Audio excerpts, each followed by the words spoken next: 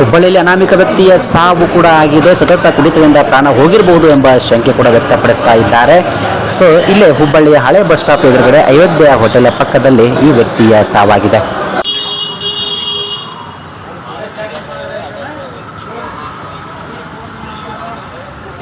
ಸಾವಿಗೀಡಾದ ಆರೋಪಿ ಇಲ್ಲಿ ಹುಬ್ಬಳ್ಳಿಯ ಮಾರುತಿ ಎಂಬ ಹೆಸರು ಕೂಡ ಈಗಾಗಲೇ ತಿಳಿದು ಬಂದಿದೆ. ಸೊ ಯಾತಕ್ಕಾಗಿ ಸಾವು ಆಯಿತು ಅನ್ನೋದನ್ನು ಪೊಲೀಸ್ ಇಲಾಖೆಯವರ ಪೋಸ್ಟ್ ಮಾರ್ಟಮ್ ಮೂಲಕ ತಿಳಿದುಪಡಿಸ್ತೇವೆ ಅಂತೇಳಿ ವಿವರ ನೀಡಿದ್ದಾರೆ.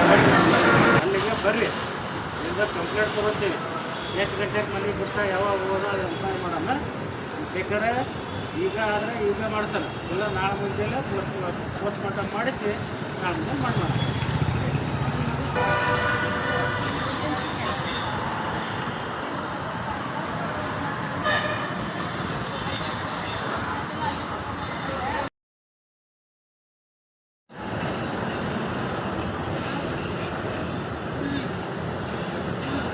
ಏನು ಮಾಡಕತ್ತೀರಿ?